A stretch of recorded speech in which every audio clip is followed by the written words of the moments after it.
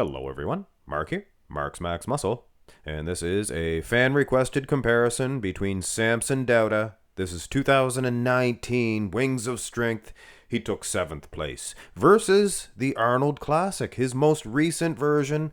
The original request was to see his very first ever win, but I think this is more interesting, is it not? Anyway, before I begin this one, I have to get a little bit off my chest.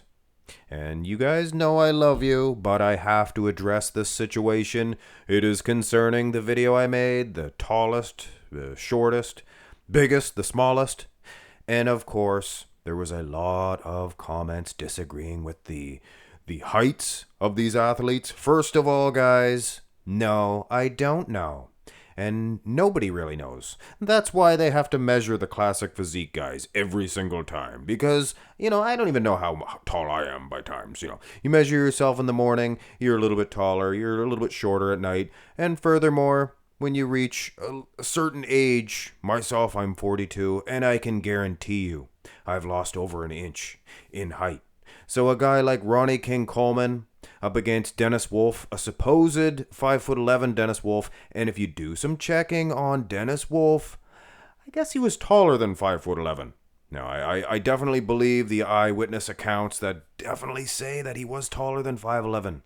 And Ronnie King Coleman, what was he? 42 in 2007? He was 42, cranking those weights. If I lost an inch, I am sure he lost a couple of inches.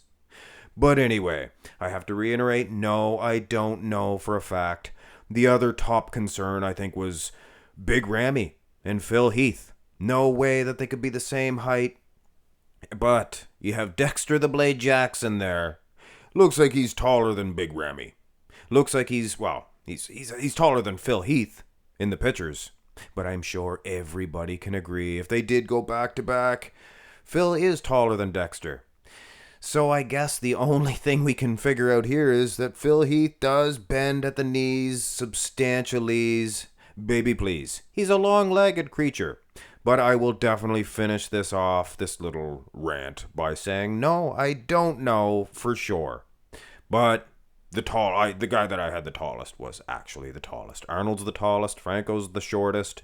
Everybody in between could be of some debate and is of some debate. And I appreciate all your comments and concerns in the comment section below. But anyway, I'll have to timestamp this one. Let's go to the first pose, front double bicep. And I don't see a whole lot of improvements from the Wings of Strength to the Arnold Classic. Except for everything. Little bit of sarcasm there. You can see the lats, twice as big. The arms, he had some decent arms. I mean, they are bigger, but the lats are a much more tremendous expansion in size. Wheels, is it the size or is it the separation and condition? That I think I noticed the separation and condition a lot more, which is unbelievable. If you can throw on size plus the detail, unbelievable. Go through the shots here. And yes, this is more noticeable than the front double bicep pose, for goodness sakes. Abs had good separation in them back in 2019. I'll give him that for sure. But I mean, look at the torso heap. Unbelievable. Even the delts. The delts may be one of his most criticized muscle groups back then. Obviously, he has been working, as Sanch says, he's been doing due diligence on his delts. But the lats, and that's why it excites me to see the back development. But we have to wait. There's the turn to the side shots. He had some pretty good condition, some good separation in those quads back then. You can see he's more of a mountain of a man. You can see just a big junk of a lad here, a great big old dude. Huge hanging hamstrings, more detail in the quads, if you can believe that. And look at the arms. And he's not one of those bodybuilders that has, Scott Steiner type arm development. I mean, they're good arms. They're decent arm, more than decent. But I'm more impressed with his big man's chest things of that nature. And his overall flow, Samson's known for that. But you can definitely see those arms, delts especially. Here is the second side shot, side Tricepsees, baby please. And dare I say, this one might be the thumbnail. Look at his chest. Great big man's. And the arm, the delt. I mean, I know it's a side tricep, but look at the delt. Unbelievable, unbelievable. What did he put on? 30, 40 pounds? Solid blockbuster muscle? And not to mention, I mean, it's one thing to throw on the size, guys. You've seen that before, maybe with less condition. Size, less condition does not mean anything to me. That just means they came in 2 weeks out or 4 weeks out, like Dorian said that Brandon Curry was in 2019. Looks more shredded. But the ultimate test of that would be the back shots.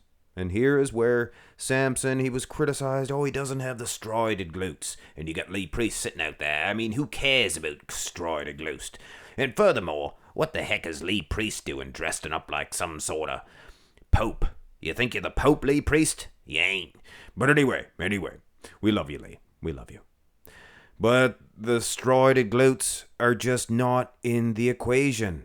But it doesn't matter. And Samson, he puts his foot in the ground. He's drawing a line in the ground. And he's saying, you know, we don't need striated glutes to show condition. Look at my hamstrings. They are dug out with a excavator. Looks like they're etched out, those hamstrings. So are you sitting there telling me a guy has too smooth hamstrings and a steroided set of glutes? He's in better condition than Samson Dauda? Well, he ain't. And the back. We don't even have time to talk about the back. Unbelievable development. Here's the rear double. Both arms, Louis. You gotta look at both arms. Nobody looks at one anymore. They look at both now. It's the 70s. Matty Frigno. Wow. Again, I gotta reiterate. Actually, I can kind of see some steroided glutes in both of these shots. I think he flexes his bum more when he does the rear double. Even though the rear lat's probably his better shot.